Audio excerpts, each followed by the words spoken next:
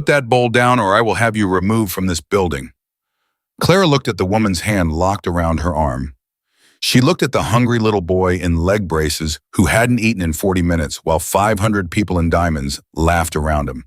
Then she looked back at her supervisor and she made a decision that would cost her everything she had. She pulled her arm free. She walked to the table anyway.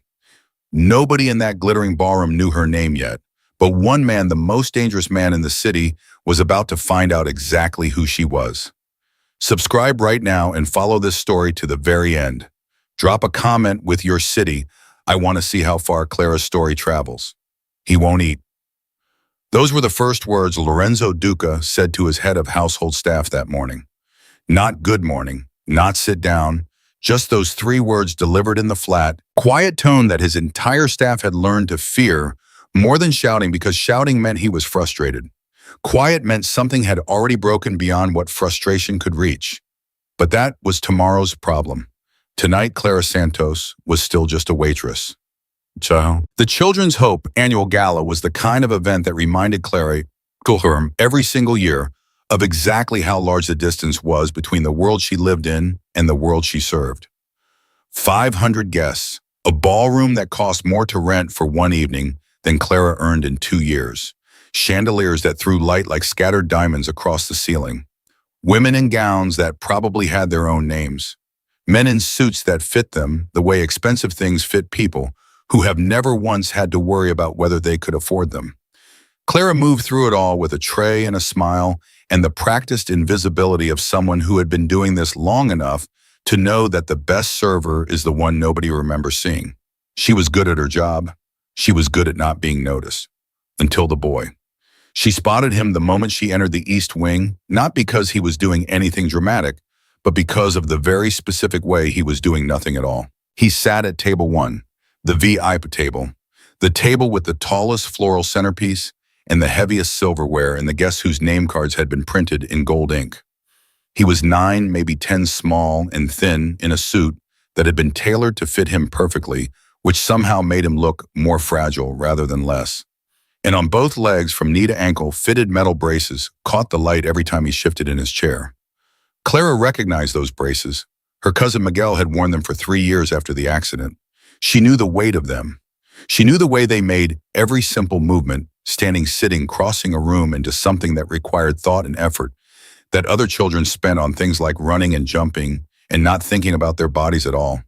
The boy had not touched his plate. Around him, 7 adults talked, laughed, drank. No one looked at him. No one spoke to him. He sat in the center of all that noise and light, like a small, still island, and he watched the room with eyes that were too old for his face. Clara veered toward the kitchen. Rivera. Gerald Moss appeared at her elbow, her supervisor, a man made entirely of rigid procedures and smaller than average empathy. The north tables need clearing. 1 minute. Not 1 minute, now. Gerald. She turned to face him fully, which she almost never did. There is a child at table 1 who hasn't eaten. I'm going to check on it. That child has a personal nurse for exactly that reason. Where is the nurse? Gerald's mouth thinned. That is not our, where is the nurse? He didn't have an answer. Clara could see it in the way his eyes moved, the small, sideways flicker of someone who hadn't actually checked. Someone who had assumed the system was handling it because the system was supposed to handle it. 1 minute, she said again, and she was gone before he could respond. Marco, the head chef, was a father of 4 and a fundamentally decent human being, which was why he filled a bowl of the kitchen's tomato bisque without asking too many questions. No shellfish, Clara confirmed. None. It's a straight tomato cream. Why, kid at table 1 looks like he hasn't eaten since yesterday. Marco looked at her over the bowl. Something moved in his face. He added an extra ladle. Go. She went. She was 12 feet from the boy when the hand closed around her arm. Stop right there. Not Gerald this time. This was Patricia Hale, senior hospitality coordinator, a woman who had probably never broken a rule in her professional life and had built an entire identity around that fact. She materialized from Clara's left like a bad dream, her grip firm, her voice low and surgical.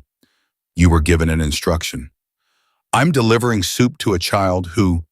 You are interfering with a VIP guest's care protocol. Patricia's voice was a whispered razor. That boy is the ward of the Duca family. He has documented medical conditions and a designated nurse responsible for his dietary management. You are a contract server.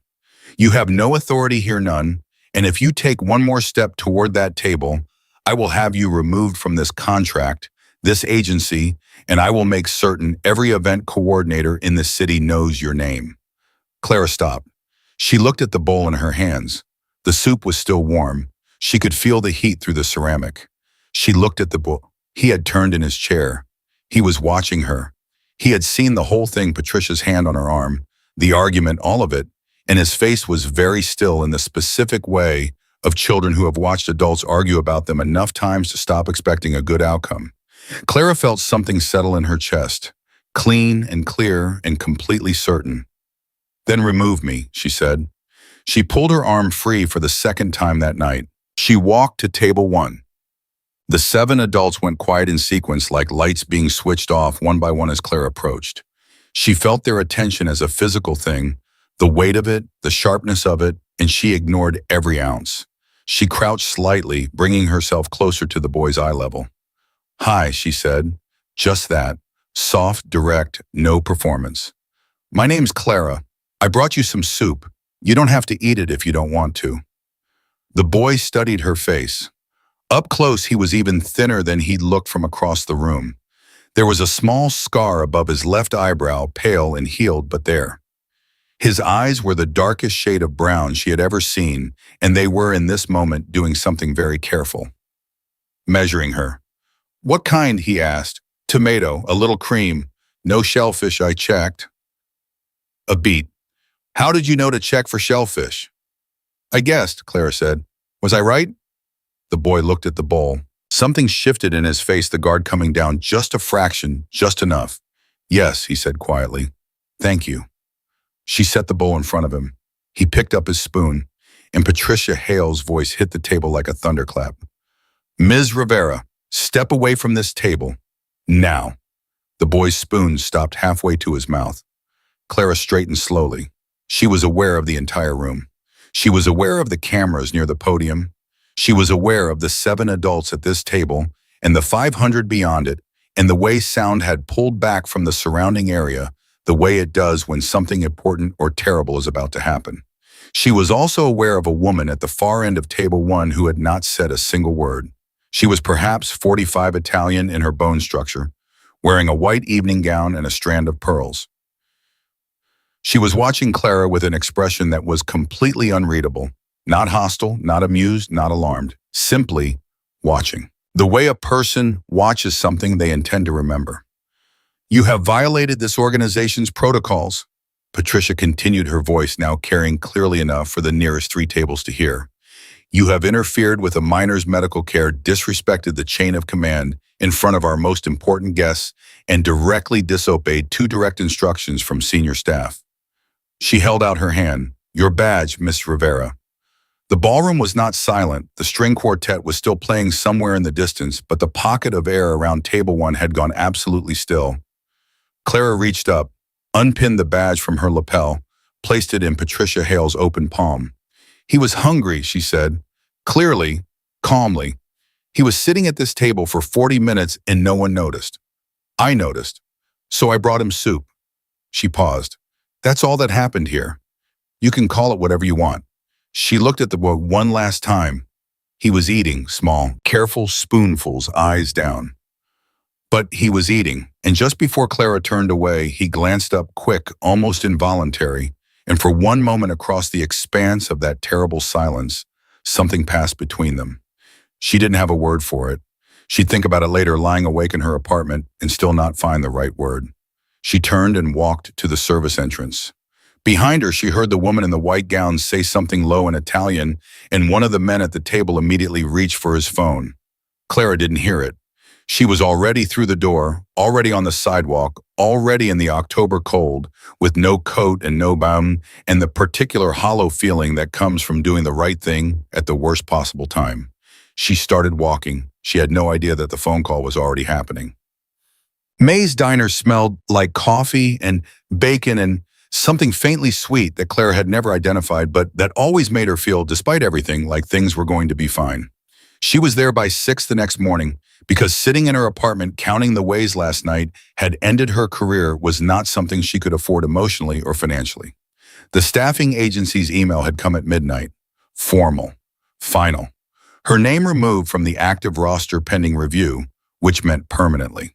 She poured coffee and cleared tables and ran the numbers in her head and tried to make them work, and they didn't quite work, but they almost did. And that almost was enough to function on. It was Rosa who noticed the cars. Clara.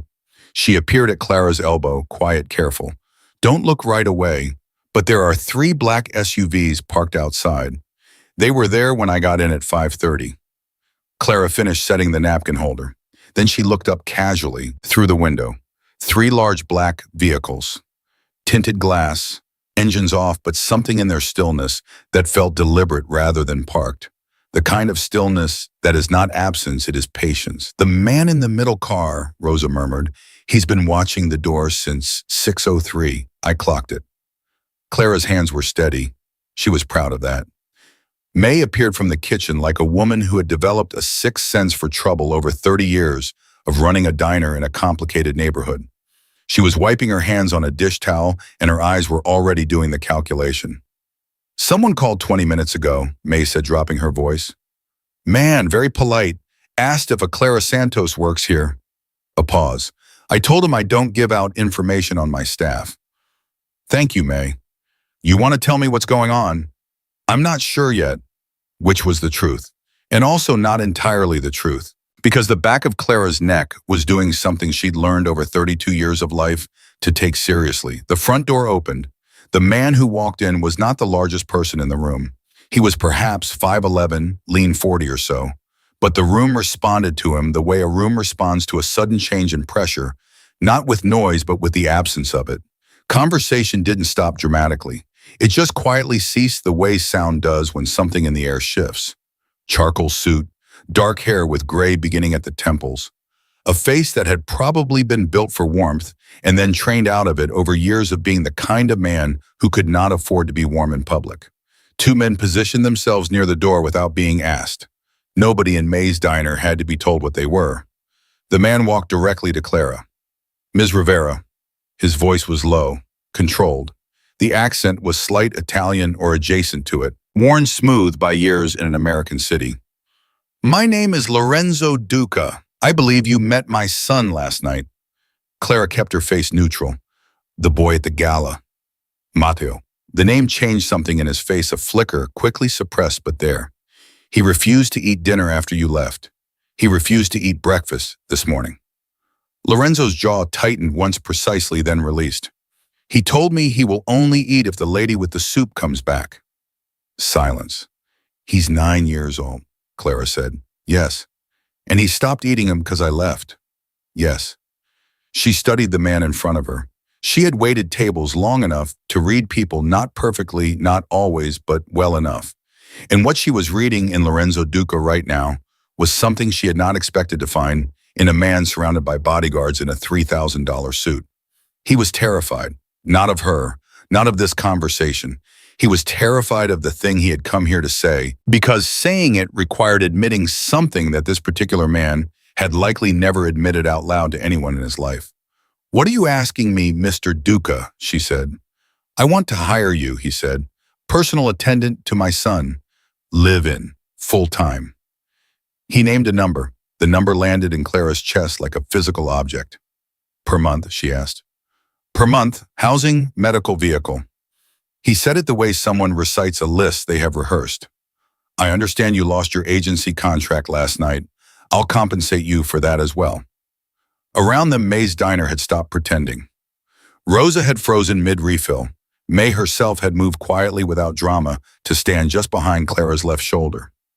Not intervening, just present. Clara felt it. She didn't look back, but she felt it. This isn't a simple job offer, she said. No. His eyes didn't move. It isn't. So tell me what it actually is. 3 full seconds of silence. In a man like this, 3 seconds was an eternity. My son Lorenzo said, has not trusted anyone outside our family in 4 years. In 30 seconds over a bowl of soup, he trusted you more than he has trusted any specialist or therapist I have paid to reach him." He stopped. Something moved in his throat.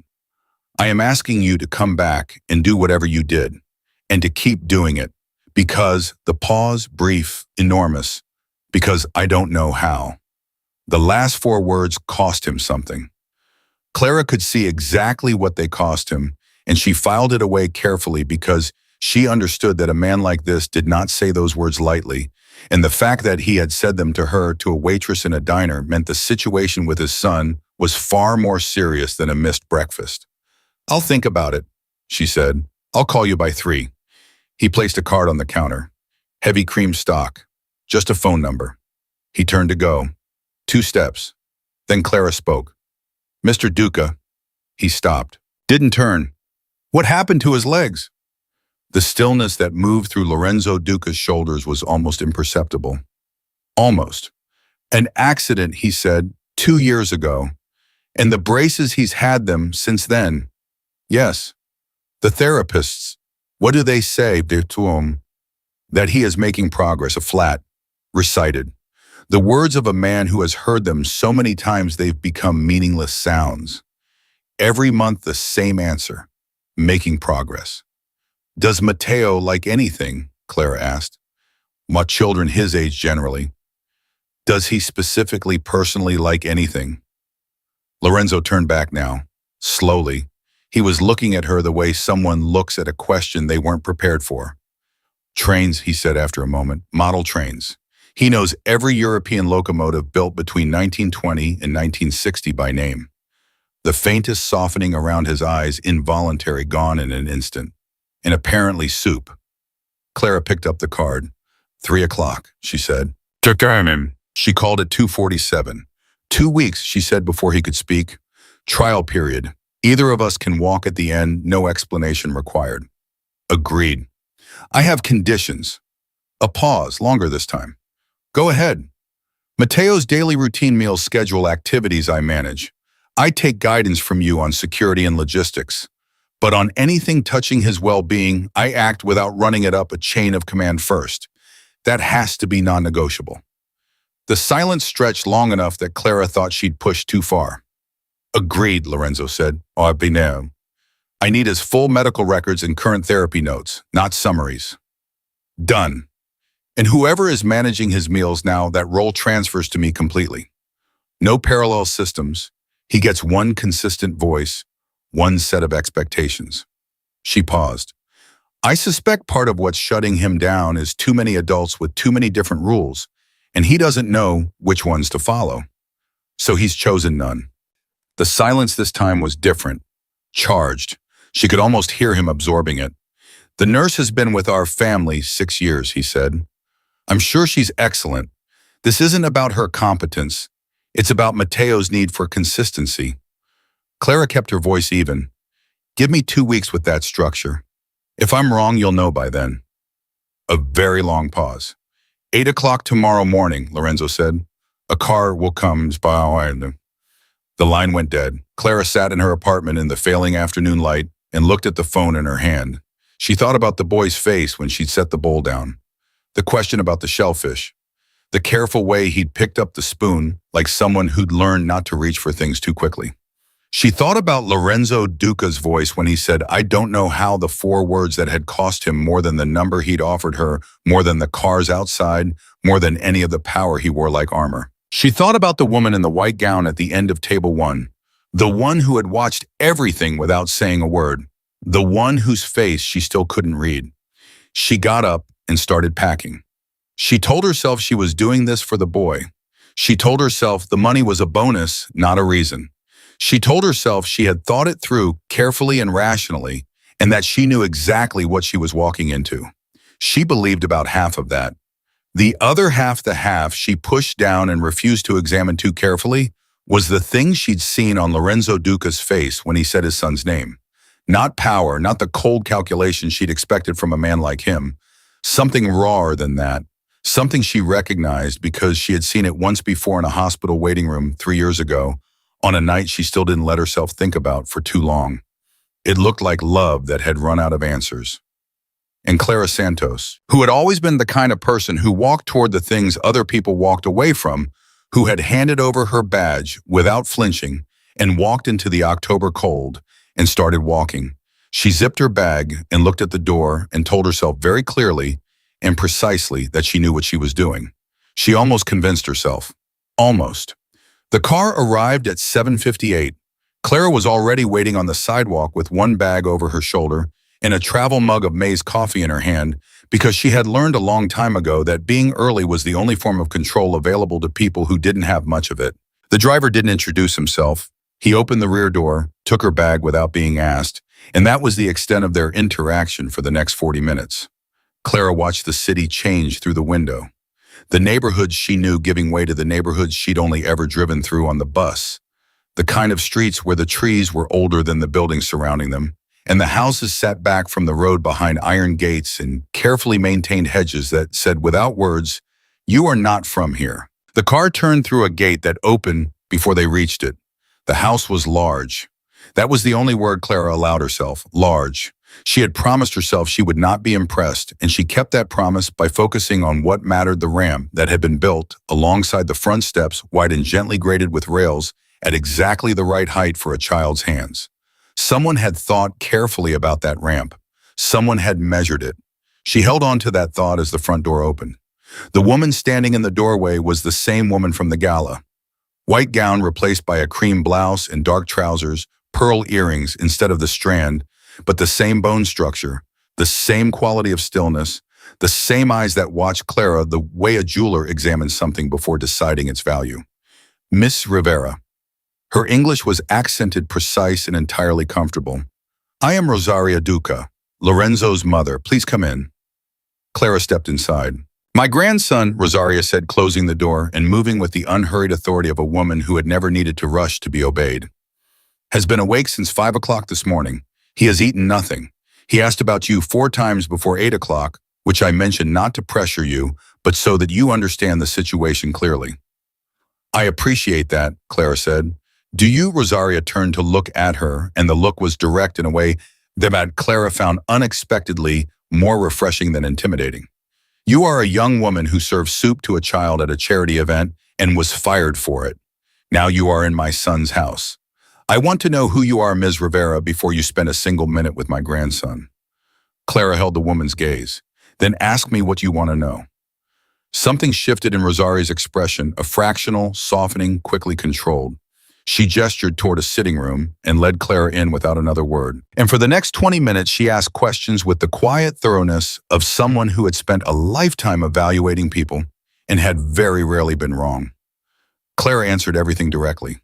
Her family, her work history, why she'd taken the gala contract, why she'd brought the soup, what she'd felt when she saw Matteo sitting alone at that table. She didn't dress anything up. She didn't make herself sound better than she was. She said at one point, "I can't promise you I'll always do the expected thing, but I can promise you that what I do will always be for Matteo's benefit, not my own." Rosaria was quiet for a moment. "Lorenzo's wife," she said then, and the shift in subject was precise and deliberate, "died 14 months after the accident. Matteo was 7. She paused. "I tell you this not for sympathy. I tell you because you will hear it from the staff with details added that are not true, and I prefer you to have the truth plainly." Clara absorbed this. "How did she die?" "Complications from grief," the doctor said, which is a polite way of saying she could not survive what happened. Rosaria's hands folded in her lap did not move. Her voice did not change. But something in the air around her did a heaviness, brief and honest, before she smoothed it back into composure. "Lorenzo has not permitted himself the same luxury. He functions. He manages. He does everything that is required of him." She looked at Clara. "But my grandson is starving, and it has nothing to do with food, and my son does not know how to feed what is actually hungry. Do you understand what I'm telling you?" "Yes," Clara said quietly. "I do." Rosaria studied her for one more long moment. Then she stood. "Matteo is in the East Room. I will take you." He was sitting at a table with a model train layout that covered most of the surface track. Sections, tiny stations, miniature figures placed with the serious precision of someone who cares deeply about accuracy. He didn't look up when they came in. His jaw was set and his shoulders were tight, and he had the contained, coiled quality of a child who is performing not caring with great effort. Mateos, Rosaria said, Mr. Rivera is here. Nothing, a deliberate, it studied nothing. Clara crossed the room and pulled out the chair across from him and sat down without being invited. She looked at the layout. Is that a Prussian P8? She said. The boy's hand stopped moving. The locomotive, Clara said. The one on the far track. It looks like a Prussian P8. My cousin used to have a picture of one on his wall. He was obsessed with German steam engines. Silence. Then very carefully, without looking up, it's a replica. The original was built in 1906. They made over 3,000 of them. 3,000 seems like a lot. It was the most successful steam locomotive in German history. Now he looked up. His eyes went straight to her face with the directness of a child who hasn't yet learned to approach things sideways. You actually know what a Prussian P8 is. I know what one looks like, Clara said honestly. My knowledge stops there. You're going to have to fill in the rest. He looked at her for a long moment, that measuring look she recognized from the gala, the look of someone calculating risk. Then he reached across the table and picked up the model with both hands and held it out to her. The driving wheels are 1.98 meters in diameter, he said. Most people don't know that. Clara took the locomotive carefully. It was heavier than it looked. I definitely didn't know that, she said, and something in Mateo's face very quietly opened. He ate lunch. Not everything on the plate, but enough. Clara had consulted with the kitchen staff, not commandeered, not overridden, just asked questions and listened to the answers, and then made decisions that accounted for what she'd learned in 40 minutes sitting with Mateo and his trains. Simple food, nothing that required negotiation, something warm.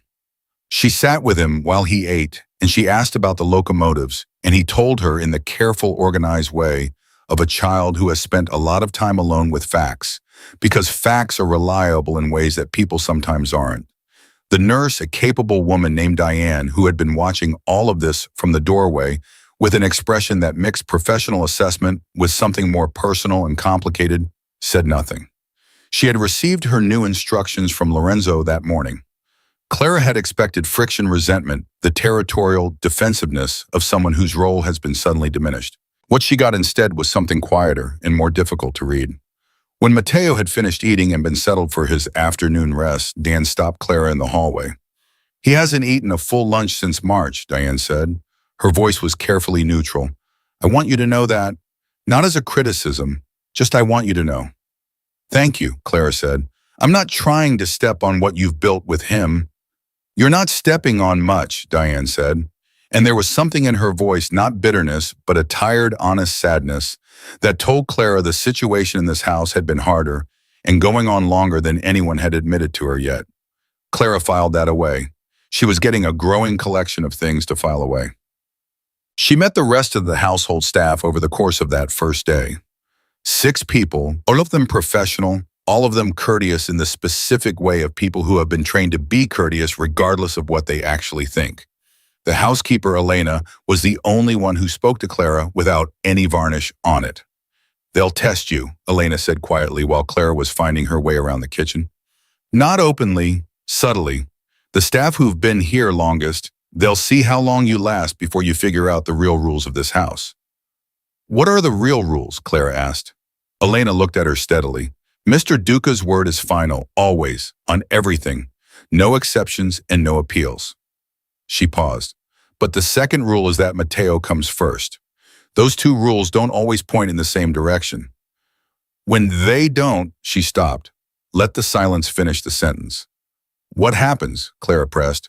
The last attendant lasted 11 days, Elena said. She picked up her cleaning supplies.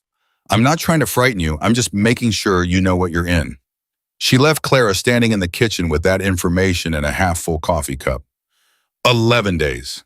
Clara finished her coffee. She didn't see Lorenzo until that evening.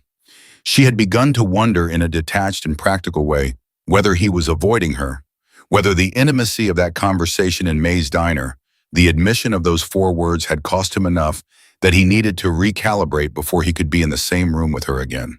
She understood that. She didn't hold it against him.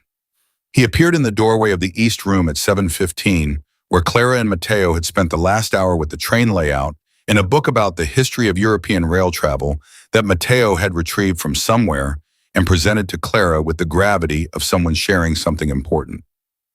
Lorenzo stood in the doorway and looked at his son.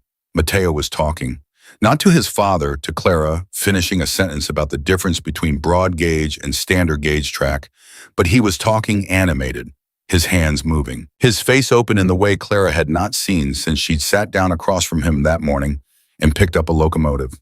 Lorenzo stood very still. Clara saw him register at the openness of his son's face, the ease of his posture, the way Matteo's shoulders were not up around his ears for the first time probably in longer than one afternoon. She saw Lorenzo absorb this, and she watched something move through him that he controlled immediately and completely locked back behind the careful management of his expression before it could be identified. But she had seen it. She knew what it was. Dad. Matteo had noticed him. The openness didn't close, it adjusted, became slightly more careful the way children adjust around parents they love but aren't entirely sure of. Did you know the first standard gauge railway in Italy was built in 1839? I didn't know that, Lorenzo said. He stepped into the room. His voice was perfectly steady. Did Ms. Rivera tell you that? I told her, Matteo said with a 9-year-old's complete indifference to the distinction. He looked back at the book. She didn't know anything about trains this morning. I'm teaching her. Is that right? Lorenzo's eyes moved to Clara. A brief contact measured complicated, too short to parse. He's an excellent teacher, Clara said. Patient, very thorough. Matteo looked up at that, and the look on his face surprised, pleased, trying not to show the pleased hit Clara somewhere in the center of her chest. Lorenzo cleared his throat. It's nearly 8, Matteo. I know. Which means I know what it means. But he closed the book without being asked, which Clara suspected was not the usual choreography of bedtime in this house. He looked at Clara. You'll be here tomorrow. I'll be here tomorrow, she said. He nodded, serious, satisfied. He picked up one of the locomotive models and set it carefully back on its section of track. And the precision of that small gesture, the care he took, the attention told Clara more about this child than any file or therapy note could have. Lorenzo was waiting in the hallway. He fell into step beside her as she headed toward the kitchen, and for a moment neither of them said anything, and Clara had the strange sensation of walking beside someone who was conducting an internal argument about whether to speak. The argument resolved. He ate lunch, Lorenzo said. He did. And dinner. He did. A pause. He talked to you. He talked at me, Clara said. There's a difference. He's not interested in conversation yet. He's interested in whether I'm going to be consistent, whether I'm going to still be there the next time he looks up. She glanced at Lorenzo. That's what he's testing. Not whether I'm interesting, whether I stay. Lorenzo was quiet for a moment. That's very perceptive. It's not perceptive, it's just what he showed me. She stopped walking, turned to face him. Mr. Duca, I need to ask you something directly, and I need you to answer me directly, because I can work around a lot of things, but I can't work around not knowing the truth. He stopped. Something in his posture shifted, not defensive, but alert. Ready. Ask. The accident 2 years ago, the one that put Matteo in braces. She kept her voice even. Was it connected to your work? The hallway was very quiet. Lorenzo looked at her for a long time, long enough that Clara thought he might simply decline to answer, might give her the smooth non-answer of a man practiced in revealing nothing. Then he said quietly and without any evasion at all, yes. One word, but it landed like a confession. Is it ongoing? Clara said. The threat is it's still active. There are always threats in my line of work, he said carefully. The specific situation that led to the accident has been resolved, but the general environment does not change. He paused. I have security in place. You will always have protection when you are with Matteo outside this house. I want to be clear about that. I appreciate the clarity, Clara said. I'm going to need more of it going forward. Not about your business, I'm not asking about that, but about anything that could affect Matteo's safety. I need to know immediately and directly, not filtered through staff, not edited, directly. Lorenzo held her gaze. She had the distinct sense of being evaluated not unkindly but thoroughly, the way he'd probably evaluated 100 people in 100 rooms over the course of his adult life. Agreed, he said. Clara nodded, turned to continue to the kitchen. Ms. Rivera. She stopped. What you said this morning, Lorenzo said, in the diner, that he was getting too many different instructions from too many adults, and he didn't know which ones to follow. He paused. The hallway was very still. You were right. I've known it for months. I didn't know how to fix it. She turned back to look at him. He was not looking at her.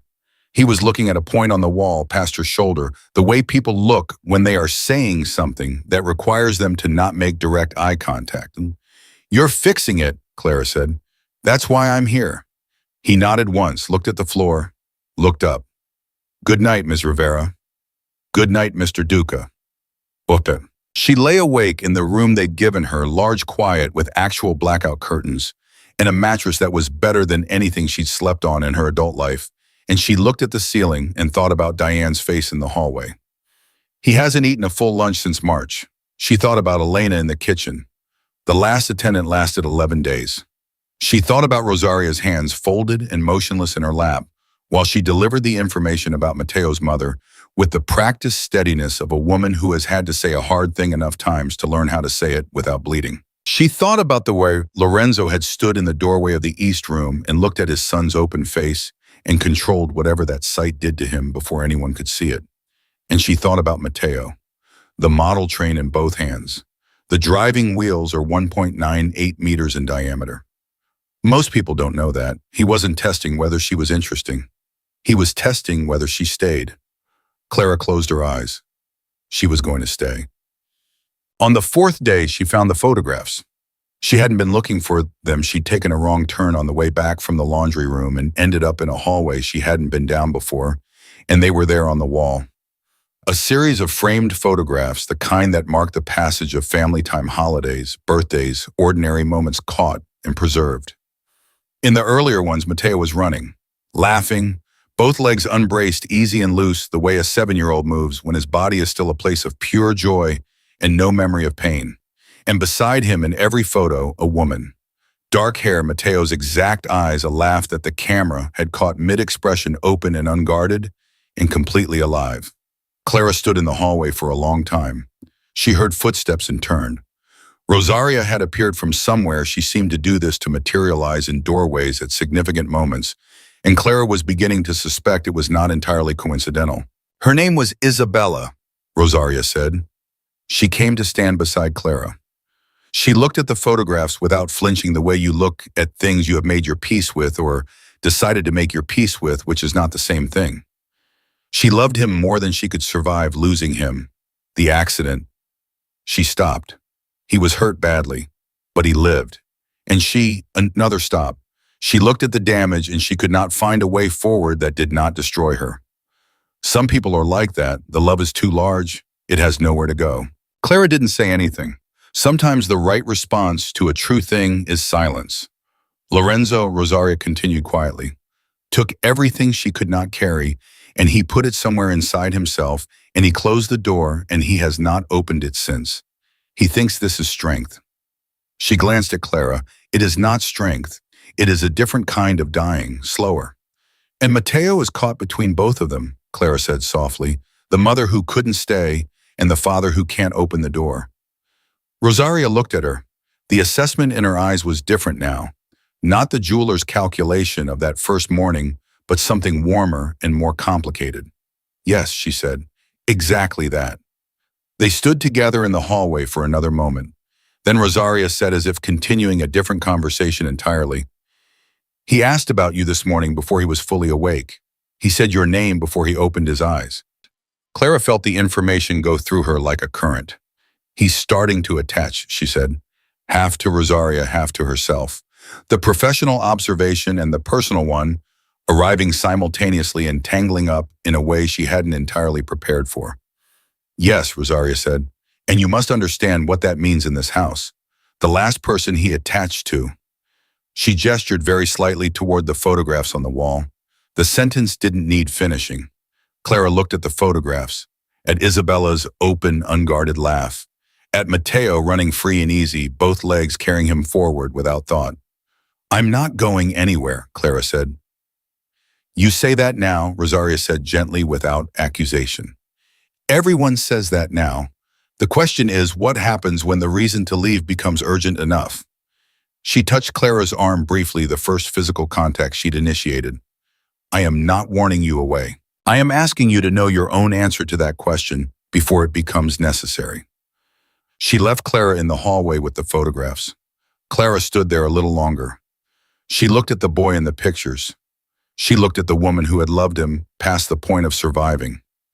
She thought about what it would mean to be the person that Matteo said the name of before he fully woke up. The responsibility of that. The weight of being someone's morning anchor when the world had already proven to him that anchors don't always hold. She thought about Lorenzo's closed door and what was behind it and whether any of that was her business and how long it would take before it became impossible to pretend it wasn't. She thought about all of it, standing in a hallway in a house she'd been in for 4 days, and what she felt clearly without confusion, without the comfortable ambiguity she might have preferred, was not uncertainty. She was certain. She turned and walked back toward the East Room where a 9-year-old boy was waiting to tell her things about locomotives that most people didn't know. On the 6th day, everything's changed. She was in the kitchen at 6 in the morning because Matteo had started waking early and she'd adjusted her schedule to match when she heard voices tense low, the specific register of an argument being conducted quietly by people who have learned not to raise their voices in houses with children. Lorenzo and a man she didn't recognize. The man was perhaps 50, silver-haired, with the kind of face that was very good at expressing nothing. He and Lorenzo were in the adjacent room, the door mostly but not entirely closed, and Clara would have retreated if she hadn't heard her own name. "The Rivera woman," the man was saying. "You know nothing about her. She walked off the street 4 days ago, and now she has full access to the boy." "Lorenzo, I understand the situation with Matteo is difficult, but this is his security." "I am aware of the security implications," Lorenzo said. His voice was very quiet, the quiet she now recognized. "I have had her thoroughly vetted. She is exactly who she appears to be. No one is exactly who they appear to be." "Marco." Something in Lorenzo's tone shifted, not louder, but denser. "I've made my decision. What I need from you right now is not your opinion on my household staff. I need you to tell me what came in last night." A pause. Clara stood very still. "The Ferraro family," the man Marco said. And even Clara, who knew nothing about the specific geography of Lorenzo's world, heard the weight of those 3 words. They know about Matteo's condition. Someone told them. And they're Lorenzo, they're reading it as vulnerability. They're making inquiries. The silence that followed was the longest yet. "How specific are the inquiries?" Lorenzo said. "Specific enough that we need to adjust his schedule. The Thursday therapy appointment is non-negotiable. He's finally making real progress. I am not." "Lorenzo." The other man's voice dropped further. "I'm telling you, they know where he goes. They know the route." The sound that followed was not words. It was the specific pressurized exhale of a man receiving information he has already been dreading and cannot afford to show that he dreaded. "Change the route," Lorenzo said. "Add 2 cars and find out who told them." "Already working on it, but there's something else," another pause. "The source may be internal."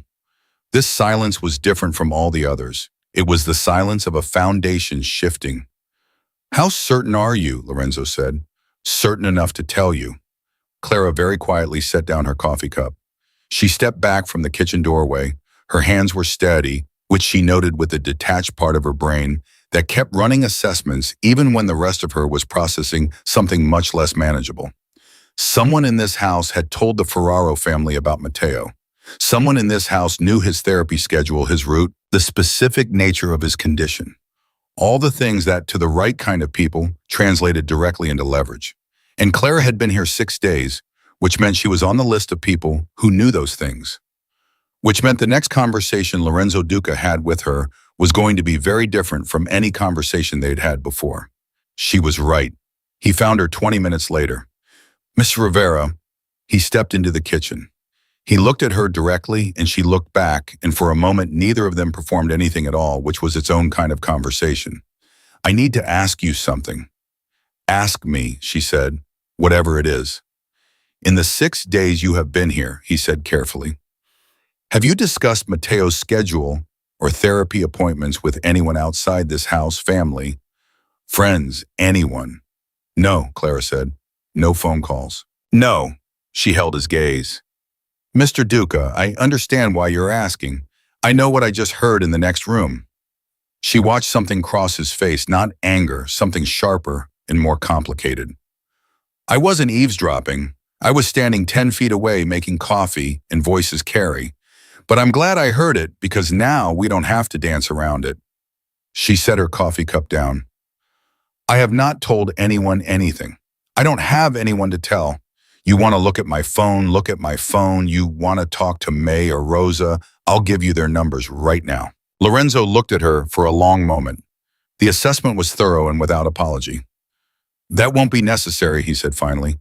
Are you sure? Because if there's any doubt, there's no doubt, he said.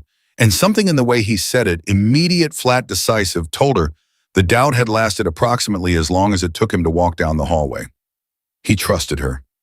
The realization arrived with more force than she'd expected.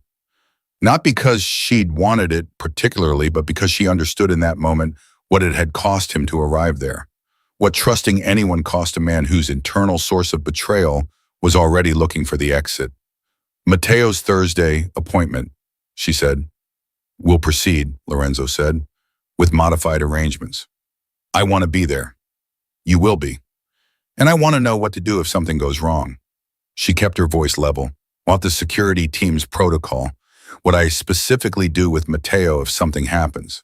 Lorenzo looked at her. Something in his face was doing something complicated that he was managing with great effort and great competence. I'll brief you this afternoon, he said. She nodded. He turned to go. Mr. Duca, he stopped. Whoever it is in this house. She paused. They know Mateo well enough to know his schedule, which means he knows them, which means when it comes out, and it will come out, Mateo is going to feel it. Lorenzo didn't turn around, but she saw it in his shoulders, the weight of the thing landing fully. I know, he said. He walked out. Clara stood in the kitchen alone and finished her coffee and thought about a boy who tested people by whether they stayed in a house where someone had already decided to leave in the worst possible way. She thought about the Thursday appointment. She thought about the route that someone had already described to the wrong people.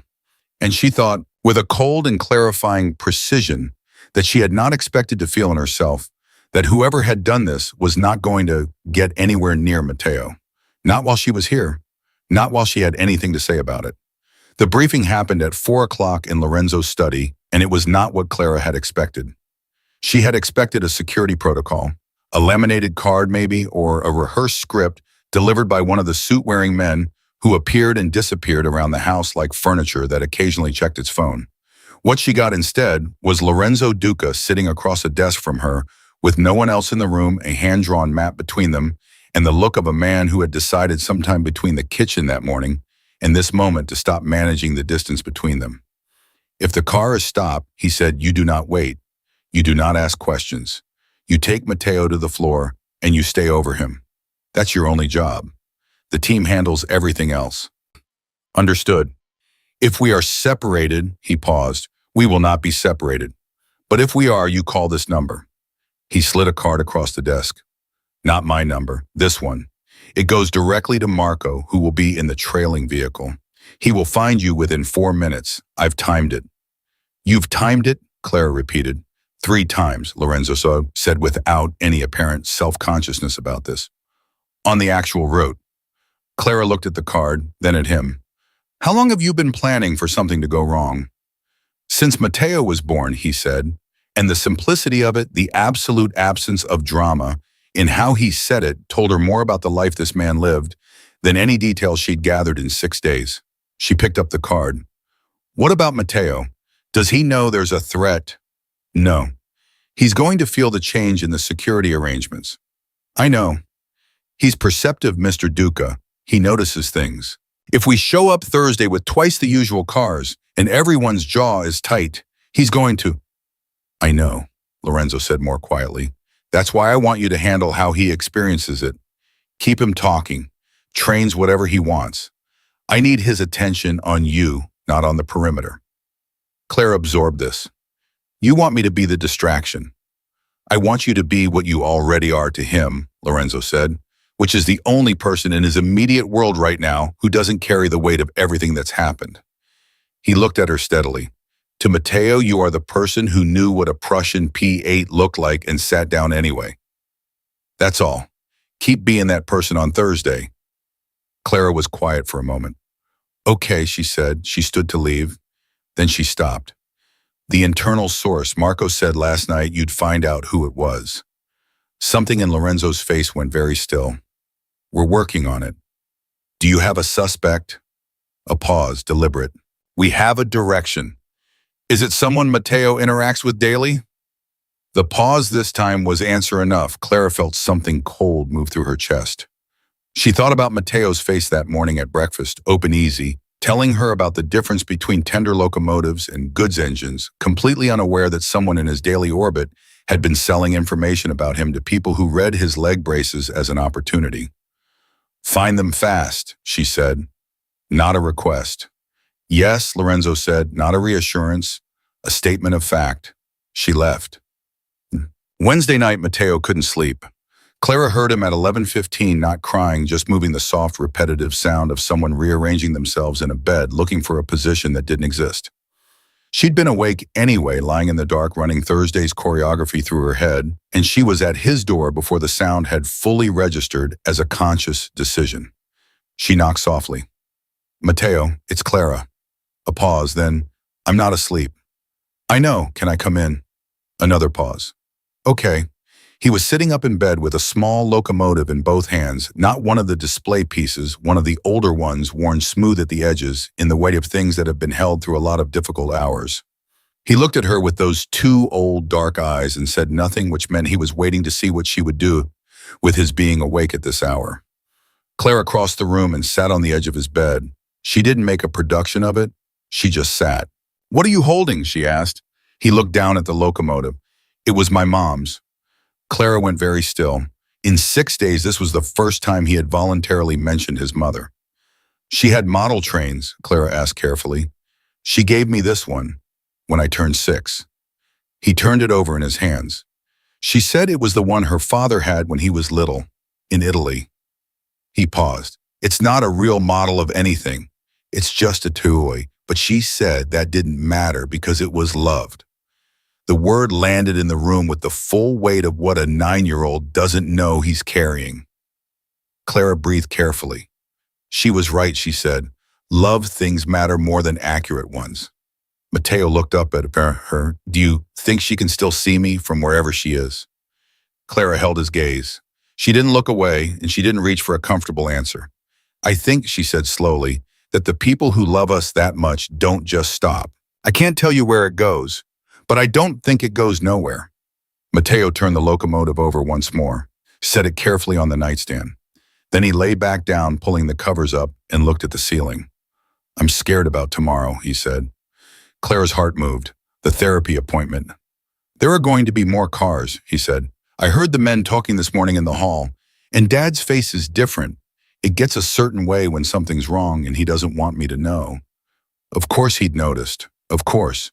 More cars means more people looking out for you, Clara said. That's all. That's what they always say. He turned his head to look at her, but the time before when the accident happened, everyone said that too, and then it happened anyway. The weight of that sentence, the absolute devastating accuracy of it. I know, Clara said quietly, and I can't promise you that bad things don't happen, Matteo, because you already know they do, and you'd know I was lying. She held his gaze. What I can tell you is that I will be right next to you tomorrow, the entire time. And if anything happens, anything at all, my only job is you, not anything else, just you. He looked at her for a long time. You promise, I promise, and he was quiet. Then very small, okay. She sat with him until his breathing evened out. It took 11 minutes. She counted because counting was something to do with the part of her brain that otherwise would have been thinking about roads and trailing vehicles and the specific chill of Lorenzo's voice when he said we have a direction.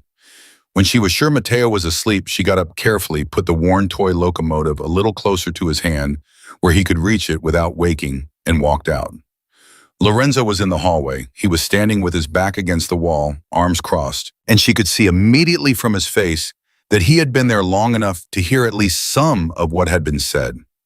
He looked at her, and the careful management was completely gone, stripped away just for this moment in this hallway at 11:30 at night by the sound of his son saying, "I'm scared about tomorrow," and the sight of a woman he'd known for 6 days sitting on the edge of the bed and answering with an honesty that he had not managed himself. "He knows," Lorenzo said. His voice was very low. "He's known since this morning," Clara said. "He hears more than you think." Lorenzo exhaled, pressed the back of his head against the wall. "I've been trying to protect him from the fear," Clara said. "I know, but Lorenzo," it was the first time she'd used his name. She saw him register it. "He's been carrying the fear alone. That's worse. He has the fear and the isolation. At least if he knows you know he's scared, he's not carrying it by himself." Lorenzo looked at the ceiling. Something was moving across his face, the locked door straining, not quite opening, but straining. He asked if his mother could still see him, Clara said gently. A muscle in Lorenzo's jaw moved. "Once." "What did you tell him?" "The truth. That I don't know where love goes, but I don't think it goes nowhere." Lorenzo closed his eyes. When he opened them, the management was back, but different, thinner, with the shape of what was behind it visible in a way it hadn't been before. "Thank you," he said, "for sitting with him." "You could sit with him," Clara said, "not as a challenge, as a fact. He wants you. He watches the door every night, Lorenzo. He's waiting for you to come." The silence between them was charged and long. "I know," Lorenzo said finally. The two words cost him enormously. I don't know how to be in that room without." He stopped, started again. "When I look at him, I see everything we lost, and I cannot." Another stop. His jaw tightened. "He deserves a father who can walk in there and just be his father. I don't know how to be that without the other thing coming with it." "The grief," Clara said. "Yes." "Lorenzo." She waited until he looked at her. "He doesn't need you to have it figured out. He needs you to show up while you're still figuring it out. There's a difference." He looked at her for a long moment. The hallway was very quiet. "You're not what I expected," he said. "What did you expect?" "Someone more manageable," he said, and something that was almost a smile moved at the corner of his mouth. Gone before it arrived. "I'll work on that," Clara said. She went back to her room. She lay in the dark and thought about the locomotive worn smooth by years of difficult hours, and the boy who'd told her it didn't matter that it wasn't accurate because it was loved. And she thought that no 9-year-old comes up with that sentence on his own. Someone taught him that, someone who understood it deeply and completely, and then left before she could see how well it took root. She thought about that for a long time before she slept. Thursday came in cold and clear. 4 vehicles instead of 2. Different route, different departure time, 40 minutes earlier than usual. A detail Matteo noted immediately because he noticed everything.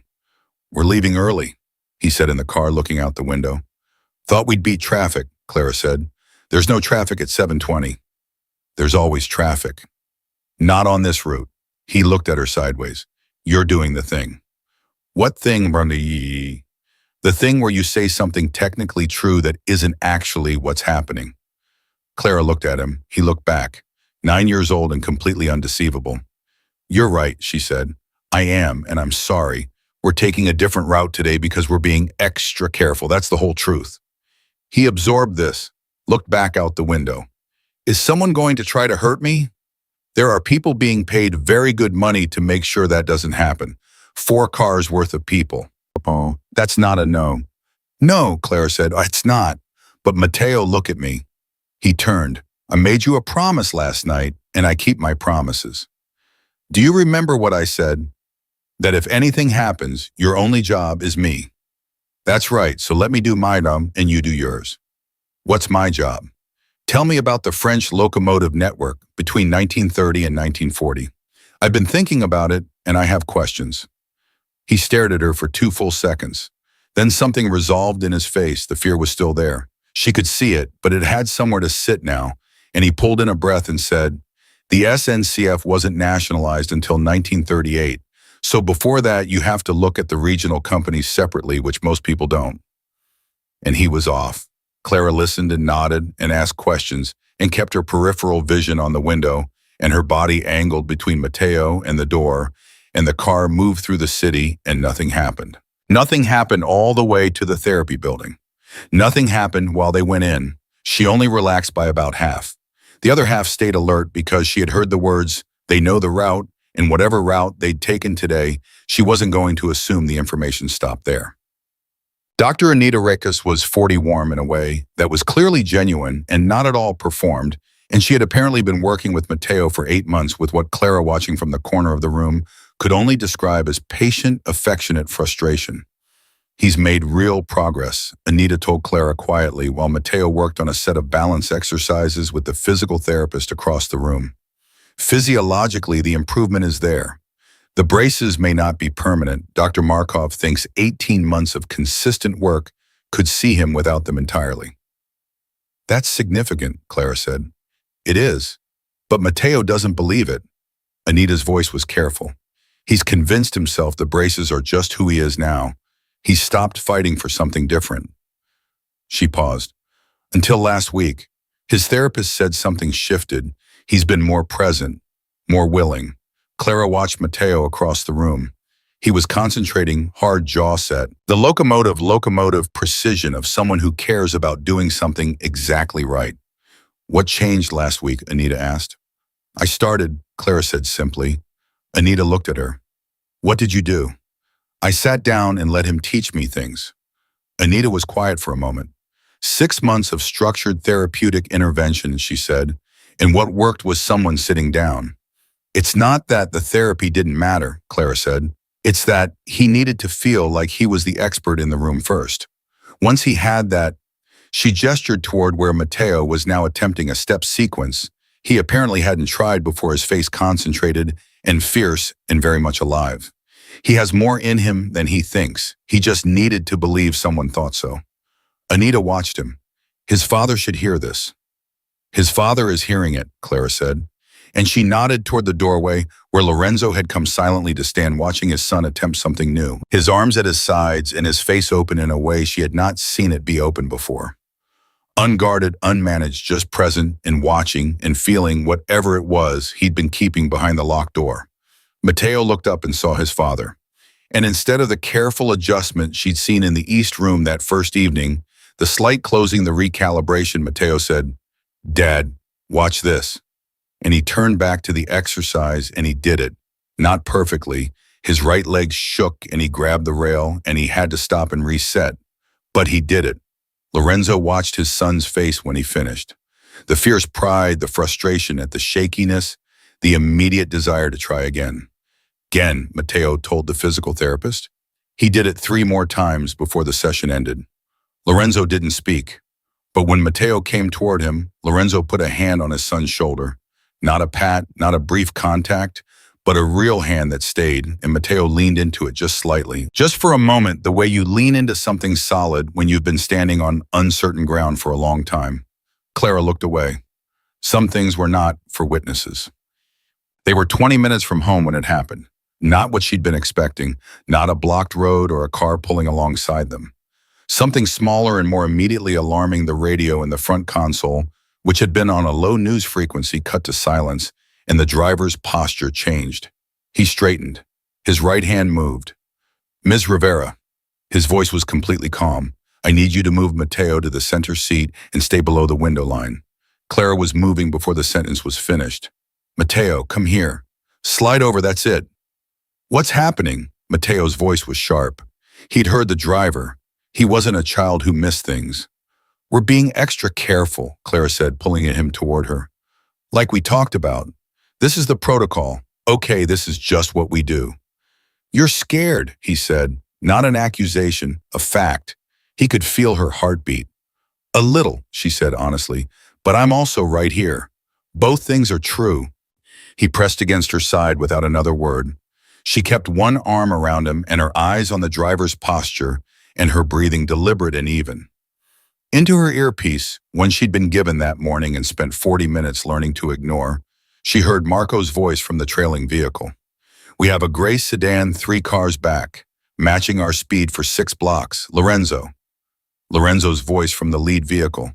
I see it. Don't change speed. Let's see what it does. Mateo felt her tense. Clara, I'm here, she said. I'm right here.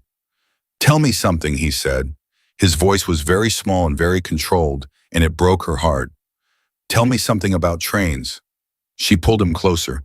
The fastest steam locomotive ever recorded, she said, her voice steady, was a British engine called Mallard. 1938. It hit 126 miles per hour going downhill in Yorkshire, and the record has never been broken. I know that one, he whispered. I know you do. Tell me something I don't know.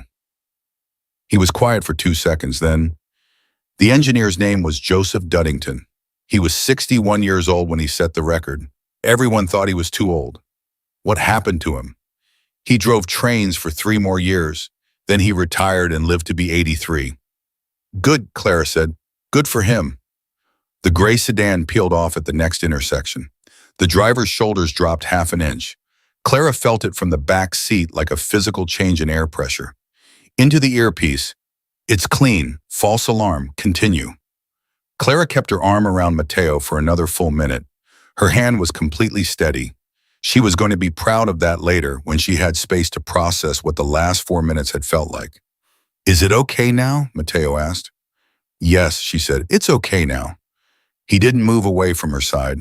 He stayed pressed against her all the way to the gate. And when the car finally stopped and the door opened, and the familiar weight of the house around them replaced the open exposure of the road, he let out a breath that told her exactly how tightly he'd been holding it. She walked him inside, got him settled with his trains and a warm drink, sat with him for 20 minutes until the adrenaline had fully drained from his small body and his hands had stopped their slight, barely visible trembling. Then she went to find Lorenzo. He was in his study with Marco, and he looked up when she walked in without knocking, which she had never done before, but she was past managing that kind of detail right now. It wasn't random, she said. The sedan, whether it was surveillance or a test or something else, it wasn't random, and Mateo knew something was wrong. He felt it. Lorenzo was already watching her with the full attention stillness she'd learned to recognize as his version of urgency. Is he all right? He's all right. He's remarkable, actually. He held it together better than most adults would have. She pulled in a breath. But Lorenzo, this cannot happen again. Not with him in the car. Whatever is going on with the Ferraro family, whatever it takes to resolve it, you have to prioritize the Thursday appointments off the threat matrix completely.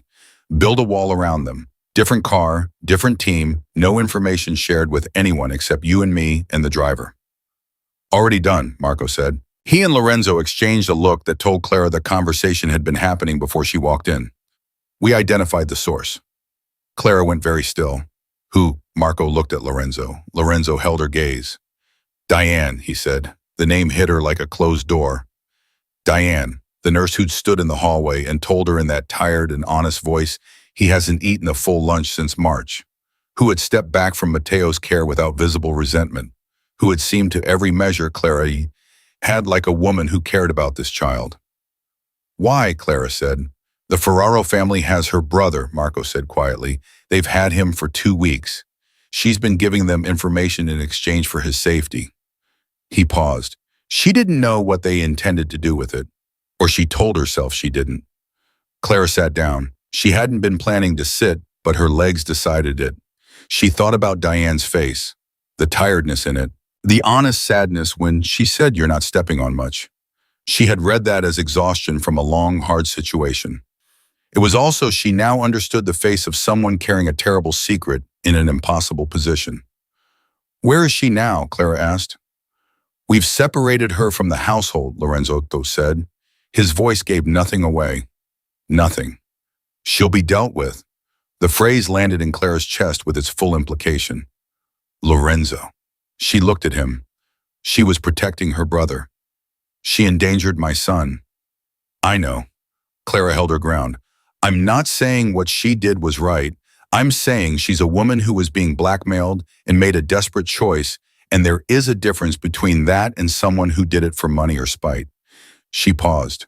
Whatever you're planning, I need to know that it's proportionate. The silence in the room was loaded. Marco looked at the floor. Lorenzo looked at Clara for a very long time. You are asking me, he said. Very carefully, to make a decision about my own house and my own people based on your judgment of the situation. I'm asking you to make it based on the full truth, Clara said, which includes the fact that Mateo trusted her. And when he finds out she's gone, because he will find out how she's gone, is going to matter to him. Lorenzo said nothing. He's already lost enough people, Clara said. If he loses another one violently, even someone who hurt him, it becomes part of his story in a way that damages him. She kept her voice level. I'm not asking for mercy for Diane's sake. I'm asking for it for his. The room was very quiet. Lorenzo stood. He walked to the window. He stood there with his back to her, and she watched his shoulders and waited. Marco, he said finally, the brother, find out where he's being held. Marco's eyebrows moved. You want to find out where he is, Lorenzo said again, and get him out. Another silence. Then Marco said simply, yes. Lorenzo turned back to the room. He looked at Clara. Diane will leave. She won't return. But she will leave whole, Bus. He said it with the finality of a man who has closed a door on one choice and locked it. Is that proportionate enough? Yes, Clara said. Thank you. He nodded, once. He started toward the door and then stopped his hand on the frame his back to her. Mateo asked about me this morning, he said. Before breakfast. Elena told me. He paused. He asked if I was going to be there for his appointment. I told him you'd be there. You didn't know that when you told him. No, Clara said. I didn't. But you told him anyway. Because you should have been, she said, gentle but direct, and I was betting on you. Lorenzo's hand tightened on the doorframe, a brief visible grip. He did it, he said, the step sequence. I watched him do it. I know. I haven't. He stopped, the locked door again straining. I haven't watched him do something like that since before the accident. I forgot what his face looks like when he's trying. Clara said nothing. Sometimes the right thing is to let a sentence have its space. It looks like her, Lorenzo said, very quietly, when he concentrates like that. He makes the same face his mother made. The hallway was completely still. I know that's hard, Clara said. It's the opposite of hard, Lorenzo said. That's what I didn't expect. He cleared his throat. His voice had gone rough at the edges. It's the opposite of hard, and I didn't know that until today. He walked out. Clara sat alone in the study and breathed. She looked at the desk and the hand-drawn map still lying on it, and the card with Marco's number, and all the evidence of a man who had timed the response route 3 times on the actual road because time preparation was the only form of love he currently knew how to show. She thought about Mateo's voice in the car. Tell me something I don't know. She thought about Diane's tired, honest face. She thought about Lorenzo's hand on his son's shoulder. The way it stayed. She thought about all the ways a family can almost destroy itself trying to survive its own grief, and all the small, improbable things that pull it back a bowl of soup. A toy locomotive, worn smooth by years of hard nights, a woman who sat down in a chair and let a boy teach her what he knew. The house was quiet around her, the particular quiet of a place that has been holding its breath, and for the first time in a long time, is beginning very slowly to let it out. She got up, she went to check on Mateo, and when she passed the hallway with the photographs, she didn't stop. But she looked at Isabella's open, unguarded laugh, and she thought, I see you. I see what you left behind, and I'm not going anywhere. She kept walking. Diane was gone by morning. Clara knew because the house felt it, not loudly, not with any visible disruption, but in the way a room feels different after a piece of furniture has been removed. The negative space of a person who had been present every day for 6 years. Elena moved through the kitchen with the careful quiet of someone who knew exactly what had happened and had decided that knowing was enough. The 2 other staff members who'd overlapped with Diane's schedule said nothing and kept their eyes down in the specific way of people who understood that this was not a situation that benefited from commentary. Mateo noticed at breakfast. Where's Diane? He asked, looking at his plate, not at Clara. The question was casual in the way that only very non-casual questions are. Clara had prepared for this. She'd been awake at 5:30 preparing for this exact sentence. She had a family situation, Clara said. She needed to go take care of her brother. Mateo looked up. Is he okay? The question, the immediate instinctive pivot to someone else's well-being, hit Clara somewhere she hadn't braced for. He's going to be, she said. And that at least was true. Marco had sent word at 11 the previous night. The brother was out. Matteo held her gaze for a moment with those measuring eyes. Then he looked back at his plate and picked up his fork. She used to sneak me extra crackers with my soup, he said. She thought I didn't know she was doing it on purpose. Did you like the crackers? Yes. A pause. I liked that she did it on purpose more. Clara had to look away for a moment. She looked at the window. She looked at the clean morning light, and she breathed. People can care about us and still make mistakes, she said carefully. Both things can be true at the same time. Matteo was quiet for a moment. Like how Dad loves me but doesn't know how to be in my room at night. Clara turned back. He was still looking at his plate, moving food around in the deliberate way of someone who is saying a large thing in a small voice and watching to see what happens. Exactly like that, Clara said. He nodded, once, satisfied in the way he was satisfied when a fact had been correctly identified and filed. He came in last night, Matteo said. Clara went still. Your dad. After you went to bed, I wasn't fully asleep. He picked up his fork again. He just stood there for a while. He didn't say anything. Then he went out. A pause. But he came. Clara pressed her hands flat on the table. Under it, where Matteo couldn't see. Yes, she said. He came. The 2-week trial period ended on a Tuesday. Nobody mentioned it. Lorenzo didn't appear at her door with a formal review. Clara didn't raise it. She simply woke up on Tuesday morning and went to Matteo's room at the usual time, and the trial, by mutual and unspoken agreement, became something that had quietly ceased to be a trial and become something else without anyone marking the transition.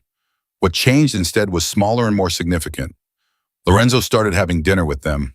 Not every night, 2, sometimes 3 times a week. He would appear in the dining room at the same time Matteo and Clara were sitting down, and he would take his seat at the head of the table, and for the first few nights the conversation moved carefully around him, the way conversation moves around something large and uncertain. But Matteo, who had never learned to approach things sideways, simply began telling his father the same things he told Clara about locomotives, about the therapy exercises he was working on, about a book he'd found in the library, about the history of the Italian rail system that he thought might have belonged to their grandfather. Lorenzo listened. Mostly he listened. He asked careful questions, and Matteo answered them with growing confidence, and Clara sat between them and said very little, and felt with a clarity that sometimes startled her, like she was watching something knit itself back together. One careful stitch at a time. One evening, Lorenzo told Matteo about a train ride he'd taken as a boy from Rome to Naples, the old route with his father and his grandfather, 3 generations in a second-class compartment. He told it slowly, finding the words like someone translating from a language they haven't spoken in years.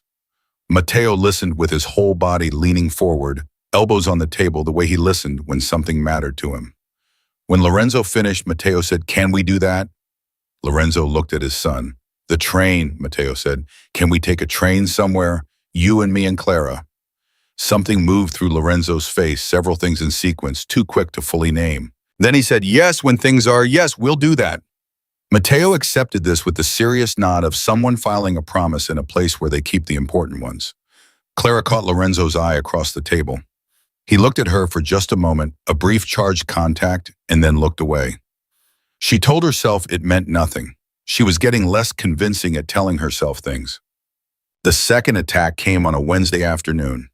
Not at the therapy appointment, not in a car, in the therapy building's rear stairwell when Clara was taking Matteo to the bathroom between sessions, and the security arrangement stretched thinner than it should have been because 2 team members were down with a stomach bug, had a gap that someone had either discovered by chance or known about in advance. Clara heard the door open behind them. She moved before she thought. She put herself between the man and Matteo with the pure physical certainty of someone who has made a decision so clearly that the body executes it before the mind can complicate it. She felt the impact of forearm across her shoulder and neck that sent white light across her vision, and she did not go down. She grabbed the stairwell rail with her left hand, and she shoved back with her right with every ounce of force she had, and she shouted one word full volume, "Marco!" Then she turned to Matteo, who was pressed against the wall with his back flat to the concrete, and she said, "Don't move. Don't move. Look at me." He looked at her. The man behind her was grabbing her arm, and she let herself be pulled backward and used the momentum to drive her elbow back hard, the way her brother had taught her years ago in their mother's kitchen when she was 17 and he was 20, and he'd said every woman should know this just in case. She'd laughed at the time. She had not thought about that afternoon in 15 years. She thought about it now. The grip loosened. Not completely, but enough. The stairwell door burst open. Marco and two others filled the space, and the man released her entirely. And then there was a great deal of noise and movement and controlled chaos that Clara processed only peripherally because her entire attention was on Matteo, who had not moved from the wall, who was watching everything with that absolute stillness that she now understood was not calm, but the opposite of it, the stillness of a child whose body has learned that absolute stillness is the safest response to danger. "Matteo," she crossed to him. She put both hands on his face. "Look at me. Are you hurt? Did he touch you?" "No." His voice was a thread. Your shoulder." "I'm fine. Are you sure he didn't?" "He didn't touch me." Matteo's hands came up and closed around her wrists, small hands gripping tight. "You pushed him. You pushed him away." "Yes." "You didn't run?" "No." He stared at her. His eyes were enormous and very bright, and she could feel him shaking under her hands, fine, contained, trembling, the kind the body does when it has processed something enormous and has nowhere to put it. "I promised you," Clara said. "Remember, my only job is you." Something cracked open in Matteo's face. Not fear, the fear was already there. This was something behind the fear, something that had been waiting behind a door of its own, and it came through now without warning and without permission, and he pressed his face against her shoulder, and he cried hard, messy 9-year-old crying that had nothing managed about it, and nothing controlled, the kind of crying that comes from a long way back and has been waiting a long time for a safe enough place to happen. Clara held on. Her shoulder was screaming. She did not move. Lorenzo was there in 18 minutes. She knew because she counted. She was sitting on a bench in the therapy building's front reception area with Matteo asleep against her side. He had cried himself into an exhausted unconsciousness in the way that children do, completely and without transition, and she was counting the minutes, partly to stay focused and partly because she needed something concrete to do with her mind, which otherwise kept replaying the white light across her vision and the sound of the stairwell door. Lorenzo came through the front door, and his eyes went straight to her, and the walk across the reception area, 12 steps. She counted those two, was the fastest controlled movement she had ever seen from a man who never appeared to hurry. He crouched in front of her. His eyes moved over her face, her shoulder, the arm she was holding slightly away from her body. She watched him do the assessment, and she watched what the assessment cost him, the jaw that tightened once, the breath that was slightly too controlled. "How bad?" he said quietly. "Bruised, maybe a small tear. I'll know more tomorrow." She kept her voice level. "Matteo wasn't touched. He's okay." He cried, and then he fell asleep, which is probably the healthiest possible response. Lorenzo looked at his sleeping son. Something crossed his face, the full weight of what could have happened, landing all at once, and then the immediate practiced suppression of it. But the suppression was slower than usual. She could see the edges of it. "You put yourself between them," he said, not a question. "Yes." "Clara, don't." She said it gently but clearly. "Don't thank me, and don't apologize, and don't tell me it shouldn't have happened, because we both know it shouldn't have, and we'll deal with that separately. Right now, she paused. "Just sit here for a minute." He looked at her for a moment. Then he sat down beside her on the bench, closer than he usually positioned himself, the distance between them, something different than it had been before. He looked at Matteo's sleeping face. "I was on the phone with Beijing when Marco called," he said. "I dropped the phone." He looked at his hands. "I've been in situations I've received news in the middle of calls before. I've always finished the call." He was quiet. "I dropped the phone." "Lorenzo." He looked at her. "He's okay," she said. "He's right here." Lorenzo looked at his son again. His jaw worked once, then he reached over very carefully and moved a piece of Matteo's hair from his forehead. Just one small gesture. and Clara felt the significance of it move through the air between them like a current. "The Ferraro situation ends this week," Lorenzo said. His voice was quiet and entirely final. "I've been managing it. I'm done managing it." Clara didn't ask what that meant. She understood that there were parts of his world she didn't have language for, and she had made her peace with that boundary. What mattered was what it meant for Matteo. "Will it be safe after?" she asked. "Yes," he said. The word carried the absolute weight of a man who does not make promises he cannot keep. She believed him. Matteo woke in the car going home. He surfaced slowly the way he did, becoming aware of where he was in increments. He was between Clara and Lorenzo on the back seat, an arrangement that had happened naturally without discussion, when Lorenzo picked him up from the bench. His head was still against Clara's good shoulder. His father's hand was resting on his knee. He looked at the hand, then he looked up at his father. "You came," Matteo said. "Sleep rough, simple, no complexity in it. Just the fact." "Yes," Lorenzo said. "Fast. Very fast." Matteo seemed to consider this. Then he shifted slightly, redistributing his weight, and leaned incrementally, testing against his father's arm instead. Lorenzo went very still for one moment. Then he put his arm around his son, fully, without hesitation. Clara looked out the window. The city moved past, and she looked at it, and she felt something in her chest that she didn't entirely have a name for, warm and aching and complicated. The feeling of watching something important happen that you contributed to but don't belong inside. The particular bittersweet of being the bridge that other people cross to reach each other. She told herself that was enough. She almost believed it. That evening, after Matteo was in bed and the house had settled, Lorenzo knocked on the door of the small sitting room Clara had claimed as her reading space. "Come in," she said. He came in and sat across from her, and for a moment they were simply two people in a room that was quiet, which had become, over these weeks, more comfortable than she would have predicted. "I need to tell you something," Lorenzo said. She set down her book. "Rosaria told me what you said to her, in the hallway with the photographs." He paused. "That you weren't going anywhere." Clara held his gaze. "I meant it. I know." He was quiet for a moment, turning something over. "My mother doesn't trust easily. She trusted you in the first week. I've been trying to understand why." "What did you decide?" He looked at her directly. "Because you came into this house with nothing to prove and nothing to gain except what you said you wanted. And then you proved it every day without calling attention to the fact that you were proving it." He paused. "And today you put yourself between my son and a man twice your size, and you held your ground." "Anyone would have—" "No," he said flatly. "They wouldn't. I know what people do under pressure, Clara. I've spent my life knowing it. What you did today is not what most people do." She looked at her hands. The shoulder was throbbing steadily now, a dull, insistent pulse. "I was terrified," she said. "I want you to know that. I was absolutely terrified." "I know." It didn't feel like bravery.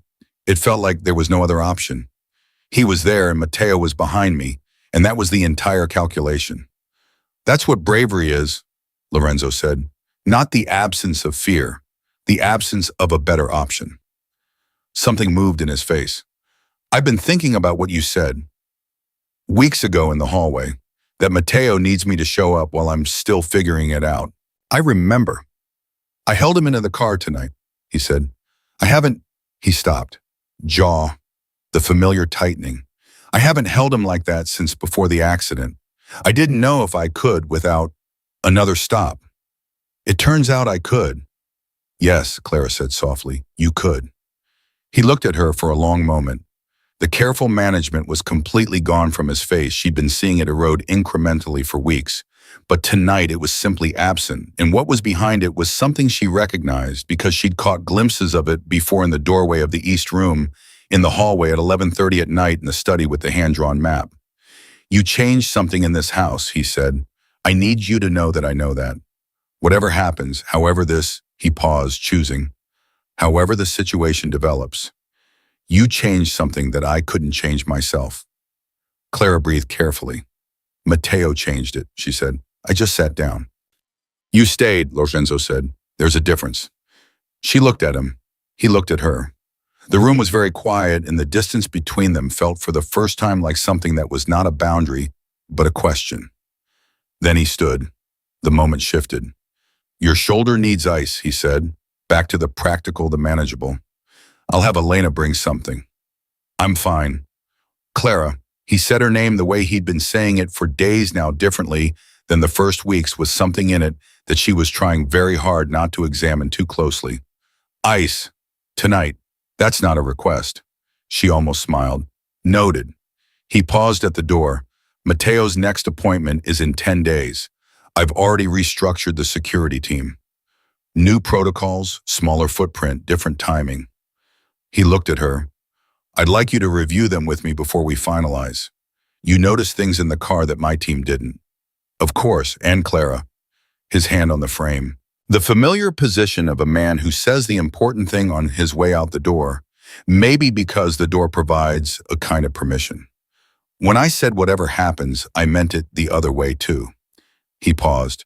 "Whatever happens, I need you to know that what you've done for my son, what you've done for this family, I don't take it lightly. I never will." He left before she could answer. She sat in the quiet sitting room with her throbbing shoulder and her book face down in her lap, and the warmth in her chest that she still didn't entirely have a name for, and she listened to the house settle around her. Upstairs in the East Room, a 9-year-old boy was sleeping with a worn toy locomotive within reach of his hand. In the hallway, a row of photographs documented a family in the process of slowly, imperfectly, courageously finding its way back to itself. And somewhere in this large, complicated house, a man who had locked a door inside himself 2 years ago had tonight, in the backseat of a car going home, put his arm around his son. Clara thought about the woman in the white gown who had watched her cross a ballroom with a bowl of soup and reach for her phone. She thought about Rosaria's voice. "I am asking you to know your own answer before it becomes necessary." And she thought that the answer, if she was honest, had been the same from the beginning. She just hadn't understood yet what the question was really asking. She did now. She turned off the light and went to bed, and for the first time since she'd arrived in this house, she did not lie awake running assessments and counting minutes. She simply slept. The Ferraro situation ended on a Friday. Clara didn't know the details and didn't ask for them. What she knew was that Lorenzo came home at 2 in the afternoon instead of 7, which had never happened before, and he walked through the front door with the particular stillness of a man who has set down something very heavy and is relearning how to move without the weight of it. He stood in the entrance hall for a moment, just stood there, and Elena appeared from somewhere and looked at his face and immediately went to make coffee without being asked. Clara was at the top of the stairs with Mateo's afternoon reading list in her hand. She looked down at Lorenzo. He looked up at her. "It's done," he said. 2 words. She understood exactly what they held. "Okay," she said. She went back to Mateo's room. She heard Lorenzo go into the kitchen.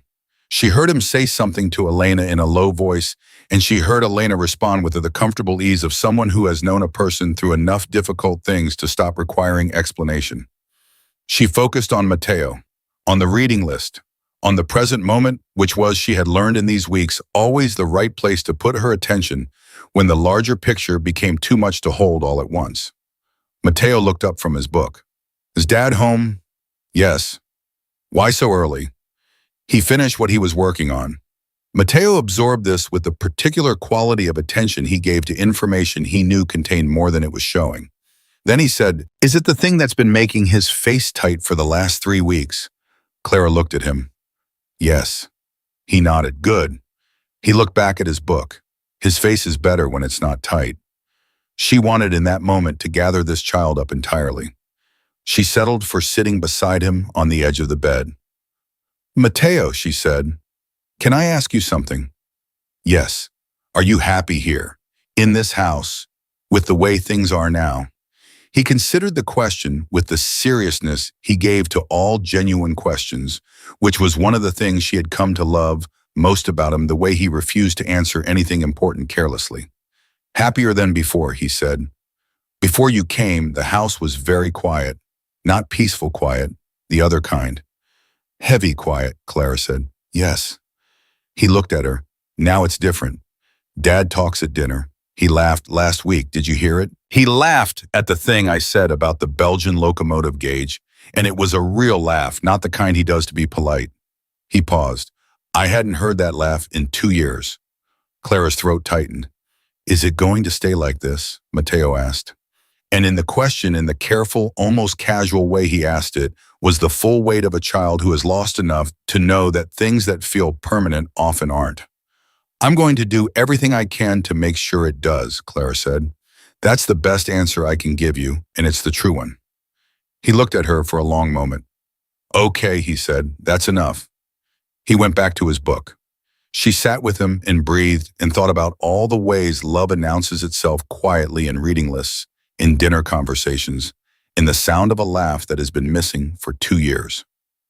Lorenzo knocked on her sitting room door that evening after Mateo was in bed. She'd been expecting it not consciously, but the way you expect something, your body has already registered before your mind catches up. Come in, she said. He came in and sat across from her and looked at his hands for a moment, and then looked up, and his face was different tonight. Not the managed version, not the careful construction. Just him. Whatever that looked like when all the armor was off. I want to tell you something, he said, and I need you to let me finish before you deflect it back to Mateo, or the house, or anything else. Clara set down her book. Okay. When I walked into May's diner 3 weeks ago, he said, I told myself it was entirely about Mateo, that it was a practical decision made by a father who was out of options. He paused. That it was true, and it wasn't the whole truth. The room was very quiet. I watched you from the car, he said, before I came in. You were clearing a table and talking to the woman at the counter, May, I assume, and you were laughing at something she said, and you looked. He stopped, searched for the word. Unguarded, you looked completely, entirely yourself. And I thought that's the person. Whatever that quality is, Mateo needs to be near it. He looked at her steadily. I still think that. And it has become complicated by the fact that I also need to be near it. Clara held very still. I am aware, Lorenzo continued, that this is not a simple situation. I am aware of who I am and what my life looks like and what it costs the people in it. I watched it cost Isabella everything, and I have spent 2 years telling myself that the answer was to keep everyone at the correct distance. He paused. You have made the correct distance impossible to maintain. I want you to know that, and I'm not asking you for anything. I'm telling you where I am, because you have been honest with me from the first day, and you deserve the same. Clara breathed. Once. Carefully. Lorenzo, she said, how long have you been practicing that? Something moved in his face, surprise, and then something that unlocked into an almost laugh, real and unguarded, the same laugh Mateo had described at dinner. 4 days, he admitted. It was very good. Thank you. The almost laugh faded into something quieter. Clara, I know where you are, she said. I've known for a while, and I'm not running from it. I want you to know that. She held his gaze. But I also need you to understand that I came here for Mateo, and whatever else happens, that doesn't change. He's the constant. Everything else gets figured out around him. Yes, Lorenzo said immediately. Absolutely yes. And I need things to be slow, she said. Not because I'm uncertain, because this house has had enough things that moved too fast and broke. Slow, he said. I understand slow. Do you She raised an eyebrow. Because you ended a years-long territorial conflict in under a week. That's different. How? In business, he said, speed is a weapon. He paused. In the things that matter, speed is how you break them. He looked at her. I broke things by moving too fast once. I've had 2 years to understand what that cost. I won't do it again. The room held the weight of that sentence. Not painfully, just fully. Okay, Clara said. Okay, he said.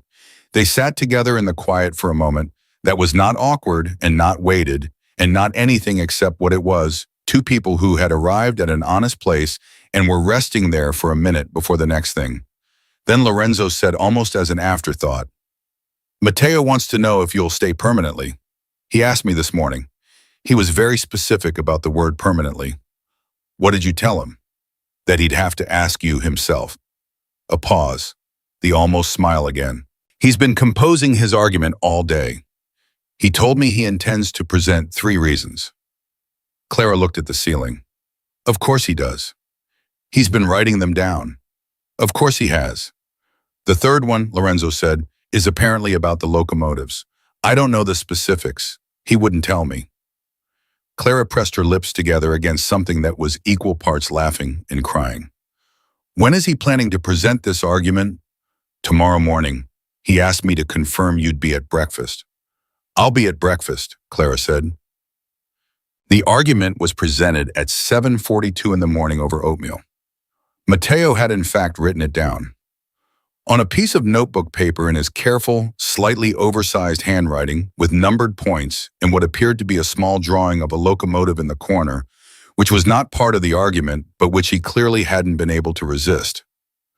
First, he said, unfolding the paper with great ceremony, "You are the only person besides my grandmother who has never once made me feel like my legs are the most important thing about me." Clara pressed her hand flat on the table. Second, he continued, "Since you've been here, I've completed the step sequence 4 times without stopping. And Dr. Reyes says I might not need the braces in 18 months, and I think that number could be less if you keep coming to the appointments because you make me want to try harder. And I don't completely understand why, but it's a fact."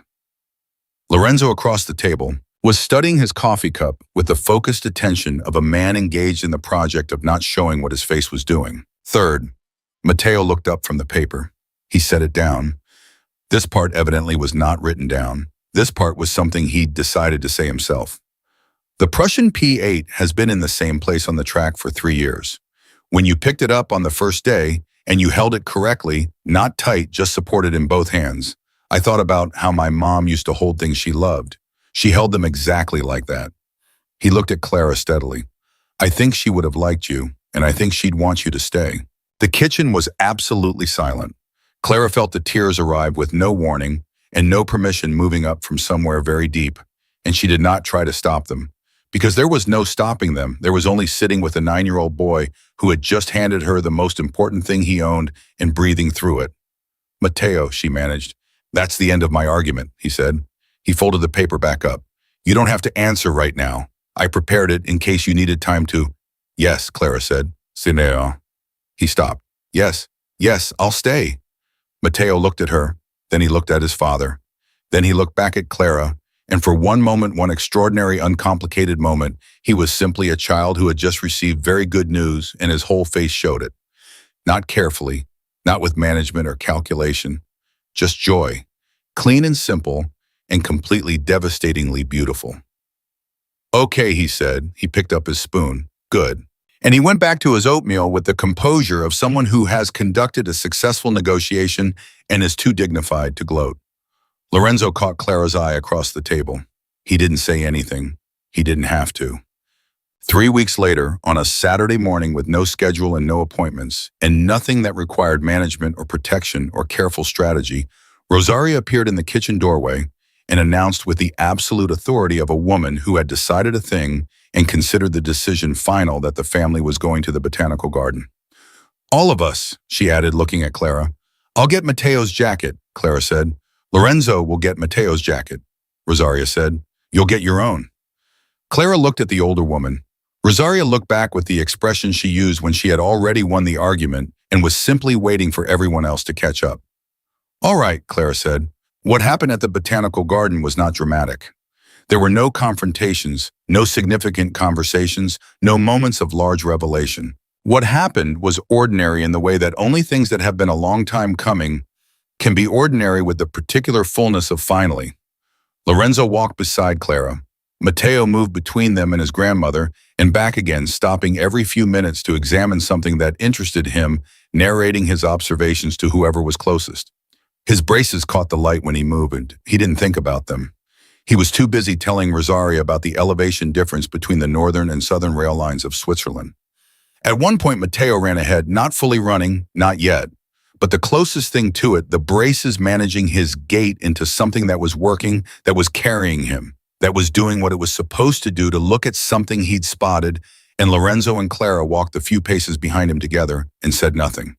Then Lorenzo said, "He's faster than last month." "Yes," Clara said, "he is." "Doctor, Reyes says the 18 months might actually be 14. "I know, she told me Thursday." A pause. "Does he know?" Not yet. I wanted to wait until we had the next scan confirmed. Lorenzo nodded. When you tell him, he paused. Can I be there? Of course, Clara said. Lorenzo, of course. He exhaled, a long, quiet exhale, the kind that carries something out with it. I've been thinking about the train trip, he said, the one Matteo asked about. Rome to Naples. He hasn't forgotten about it, Clara said. I know. He mentions it every 4 days, very casually, so I'll know it's still on his mind without feeling like he's pressuring me. Something warm moved in Lorenzo's voice. He's subtle, my son. Very subtle, Clara agreed. I thought spring, when his mobility has improved, the three of us. He glanced at her sideways. And my mother who will invite herself regardless, so we may as well plan for it. She absolutely will, Clara said. So 4 of us, on a train. He was quiet for a moment. I haven't been back to Rome since Isabella. He stopped. Since before the accident. Is that something you want to change? Yes, he said, without hesitation. Yes, I think it's time. Ahead of them, Matteo turned around and called back. Dad, come look at this. It has a plaque, and the plaque is interesting. He waved his arm with the urgency of someone who cannot believe the adults behind him are not already running. Lorenzo laughed. The real one. The one Matteo had described unguarded and genuine. The laugh that had been missing for 2 years and was now Clara, was beginning to understand simply available again. He walked forward to his son. Clara stood for a moment and watched Lorenzo crouch beside Matteo to read the plaque, watch Matteo point and explain with his whole body involved, the way he always was when something genuinely interested him. Watched Lorenzo's hand come up and rest on his son's back. That staying hand that had learned again how to stay, and she felt the fullness of the moment move through her like a wave. Rosaria appeared at her elbow. Well, the older woman said, watching her son and grandson. Well, Clara agreed. I owe you an apology, Rosaria said. Clara turned to look at her. For what? For the morning you arrived. I interrogated you like a person of interest rather than welcoming you as what you were. Rosaria was quiet for a moment. I was afraid, she said, and the simplicity of the admission from this composed, formidable woman carried enormous weight. After Isabella, I was afraid of watching my son love someone who might also leave. I was afraid of watching Matteo attach again. She paused. I was testing you instead of trusting you, and you deserve better than a test. I understood it, Clara said. I would have done the same. You are generous. Rosaria looked at her. Isabella would have done the same too. She paused. I don't say that to put weight on you. I say it because you asked me once through your questions and your actions whether you belonged here. I want you to know that you do. Not because of what you've done, though. What you've done is considerable. But because of what you are. She put her hand briefly on Clara's arm. You belong here. Clara felt the words go through her, clean and complete. Thank you, she said. That means everything. Rosaria patted her arm once with the brisk finality of a woman who has said the necessary thing and considers it said. Now go read the plaque. Matteo is going to explain it 3 times, and it's better to be there for the first. The last Sunday of the month, Clara called May. She did it from the sitting room in the late afternoon with the particular ease of someone who is exactly where they are supposed to be. May picked up on the second ring. There she is, May said. How's the fancy house? It's not. Clara stopped. Okay, it's a little fancy. May laughed. You happy? Clara thought about the question the way Matteo had taught her seriously without reaching for the comfortable answer first. She thought about a boy who held a worn toy locomotive in both hands on a hard night and said love things matter more than accurate ones. She thought about a man who had timed a rescue route 3 times because preparation was the only love he'd known how to show, learning, slowly, painstakingly, imperfectly, to show it differently. She thought about a grandmother with folded hands delivering hard truths in a steady voice.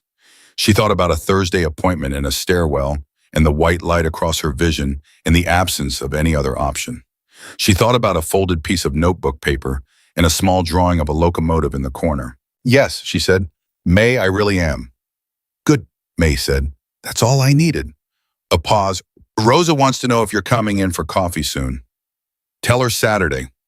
I'll tell her. Go take care of your people, Clara. Your people. Yeah, Clara said, I will. She hung up and sat for a moment in the quiet room, and then she heard Mateo calling her name from somewhere upstairs. Not urgently, not in distress, just calling her the way people call for someone they expect to be there. And she got up and went. She had walked into a charity gala as a contract server with a tight collar and a bus pass in her apron pocket, and she had seen a hungry boy at a table full of people who weren't looking at him, and she had made a decision so simple it barely felt like a decision at all. She had picked up a bowl of soup. She had carried it across a room. She had set it down in front of a child who needed it. Everything else, the fired badge, the 3 black SUVs, the stairwell and the white light, the hallway at 11:30 at night, the real laugh returning the hand that learned again how to stay. Everything else had followed from that one moment as naturally and as inevitably as one train follows a track that has already been laid. And now she was here, in this house that had learned to breathe again, with this boy who was going to walk without braces in 14 months and had already decided which locomotive he wanted to show her in Rome, with this man who had opened a door inside himself he'd thought was sealed forever and was finding to his own clear surprise that what was behind it was not only grief but also the capacity to begin again. And with a grandmother in pearl earrings who had decided sometime between the gala and a hallway and a sitting room conversation that this particular waitress was exactly who this family had needed all along. Clara took the stairs 2 at a time. She had somewhere to be. She had people who were hers and she was theirs, and that was not a temporary arrangement or a trial period or a careful negotiation with an exit clause. It was simply finally completely home.